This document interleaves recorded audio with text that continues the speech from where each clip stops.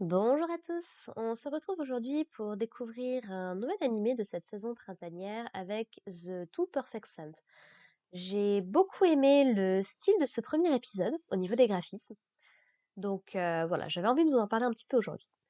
Donc on se retrouve dans un univers qui a pour principe que, donc il y a plusieurs royaumes, il y a plusieurs pays, et il est très important que chaque pays possède ce qu'ils appellent des saintes qui ont comme particularité de pouvoir repousser les monstres qui potentiellement pourraient vouloir s'en prendre aux différents royaumes, puisque donc elles ont cette capacité à dresser des espèces de barrières, et de ce qu'on voit dans l'épisode, elles sont capables d'invoquer de la pluie, de créer des médicaments, bref, elles ont cette capacité à aider profondément les gens, et donc il est très important que chaque royaume en ait. Dans ce premier épisode, on découvre notre personnage principal qui s'appelle Philia Adenauer, qui est donc la sainte d'un des royaumes dans lequel on va évoluer. Sauf que ce royaume possède deux saintes. Il existe donc Philia et sa petite sœur Mia. Quelle est la grosse différence entre les deux? Eh bien, là où Mia est une personne très souriante, très à l'écoute, très bienveillante, du moins en tout cas en apparence extérieure, Philia, de son côté, elle est très prévenante, très bienveillante, très compatissante, elle fait énormément de travail pour essayer d'aider les gens, mais elle semble pas incapable, mais pratiquement incapable de montrer la moindre émotion sur son visage. Elle a un côté, en tout cas, qui est perçu par les gens comme étant très froid, très arrogant, très supérieur, alors que c'est juste en fait que bah son visage est juste pas très émotif. Et on va probablement avoir des éléments de réponse dans cet épisode, puisqu'on va dire que ses parents ne sont pas les personnes les plus agréables du monde, qui passent leur temps à lui faire des reproches sur le fait qu'elle est pas assez bien, qu'elle se prend beaucoup trop, qu'elle se montre comme quelqu'un beaucoup trop, qui se prend beaucoup trop haut par rapport aux autres, que sa petite sœur, elle est beaucoup mieux qu'elle, que franchement, ils ont pas besoin d'avoir une sainte comme elle, c'est un petit peu la disgrâce de la famille, presque, si on veut. Parce qu'apparemment, la famille Adenauer est une famille qui est assez réputée pour que plusieurs de ses membres deviennent des saintes petit à petit. On va découvrir dans cet épisode-là que Philia a eu un entraînement assez strict, assez rigoureux pour devenir une sainte.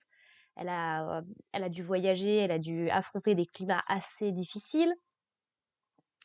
Donc, ouais, elle a vraiment pas eu la vie facile, sachant que le royaume dans lequel elle évolue, apparemment, est un royaume assez aride, assez sec en général.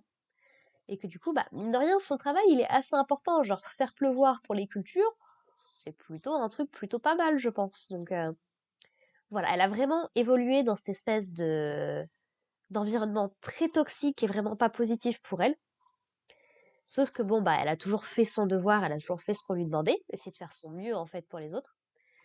Et sa seule, comment dire, la seule chose qui arrive à lui redonner un petit peu d'espoir dans ce monde-là, c'est sa petite sœur, du coup, Mia, qui effectivement n'est pas juste une petite, comment dire, une petite oasis de fraîcheur dans ce monde-là en apparence. Elle est vraiment dévouée à sa sœur. Elle est très contente de partager ce rôle-là avec elle.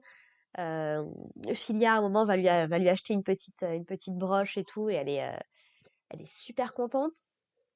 Elle va d'ailleurs la porter alors qu'elle est en train de passer un petit peu dans la ville et de discuter avec les gens. Et elle va dire oui, bah c'est un cadeau de la personne que j'admire le plus et tout. Donc on sent vraiment que elle est très attachée à sa sœur. Est-ce qu'elle est au courant de la façon dont les autres la traitent? L'épisode ne nous donne pas d'informations là-dessus. Mais voilà. Et un truc important, c'est que Philia est également fiancée au prince héritier, plus ou moins, de ce royaume-là.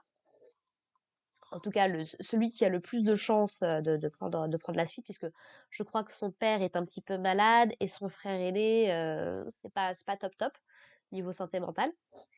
Du coup, donc c'est a priori lui qui va prendre la relève. Sauf que, bon, on va dire qu'il s'est fiancé avec Philia parce que bah, c'est une sainte et que ça fait bien et machin, mais il ne l'apprécie absolument pas, donc pour toutes les autres raisons qu'on a citées dans l'épisode. Et en gros, il a arrangé un truc avec les parents de Philia pour totalement rompre leur fiançailles, se marier à la place plutôt avec Mia, qui présente beaucoup mieux en public et en société. Mais surtout, bah, ils ont déjà une sainte avec Mia. Ils n'ont pas besoin d'en avoir deux. Et ce qui se passe, c'est que bah, le pays voisin, qui apparemment est beaucoup plus florissant au niveau de l'environnement, concrètement, ils ont un climat qui est beaucoup plus clément. Mais en fait, apparemment, il n'y a pas très longtemps, ils ont perdu leur sainte. Visiblement, elle est décédée. On ne sait pas si elle était âgée, on ne sait pas si c'était un accident, si c'était un meurtre. On n'a pas d'informations là-dessus. Mais il s'est dit, bah écoute, on a une sainte en trop, on va leur vendre. Donc littéralement, elle se fait acheter par le pays voisin. Donc, est-ce que ça lui donne un statut d'esclave? Là, l'épisode ne le précise pas pour l'instant. Et du coup, donc, elle a même pas le temps de dire au revoir à sa sœur ni quoi que ce soit, que bah, il y a une calèche qui l'attend en bas du palais. Et bah voilà, elle peut partir avec toutes ses affaires sont là, elle peut partir et ne plus jamais revenir, ne plus jamais interagir avec les gens de ce royaume-là. Donc un petit peu dur pour le coup quand même la réunion. Et ouais, donc clairement ses parents ce sont des ordures infinies. Oh, je déteste ce genre de personnage-là. Et ouais, le fait qu'elle puisse pas dire au revoir à sa sœur, en plus c'est terrible, ça se fait pas quoi. Donc bon, voilà, voilà. Et on va découvrir un petit peu. Et en fait, Filia, elle est complètement choquée en fait de ce qui se passe. Et elle sait qu'elle n'était pas appréciée, mais pas à ce point en fait quoi. Donc elle le prend très mal, logique. Mais elle accepte. Elle se dit bon bah j'ai fait tout ce que je pouvais. Bah c'est qu'a priori j'ai pas été assez. En fait, elle va prendre le blâme pour elle. Elle va pas se dire non bah c'est eux qui abusent et tout. Non non, c'est moi qui ai pas fait suffisamment d'efforts. C'est terrible de voir ce genre de personnage là. Ça me fait extrêmement mal au cœur perso. Et voilà, donc bah, elle se résigne plus ou moins à son sort. Elle part dans ce nouveau royaume. La calèche s'arrête à la frontière et on lui dit bah tu pourras prendre un nouveau truc par la suite. Et elle va être accueillie du coup par. Alors on sait pas le rôle de ce personnage-là, mais on l'a vu un petit peu dans l'épisode qui traînait un petit peu, qui apprenait des informations. Mais donc qui fait partie de cet autre royaume, qui l'accueille avec toute une troupe de gens. Et du coup donc ils sont prêts à l'emmener dans son nouveau royaume. Et elle a l'air assez surprise d'être aussi bien accueillie. Forcément, vu comment elle était traitée avant, tu m'étonnes, changement d'ambiance. Donc voilà, l'épisode se termine là-dessus et j'ai vraiment très très hâte d'en savoir plus, de voir du coup bah, où ça va nous mener toute cette histoire. Le personnage de Filia, moi je le trouve très intéressant. Il me rappelle beaucoup le personnage de Machi Kuragi dans Fruit Basket, si vous avez suivi, ou Yuki Soma. Les deux sont assez similaires à ce niveau-là. Donc ouais, vraiment très très très très hâte de voir ce que va donner la série. Voilà, voilà. Sur ce, bah écoutez, moi je vous propose qu'on se retrouve la semaine prochaine pour parler de l'épisode 2.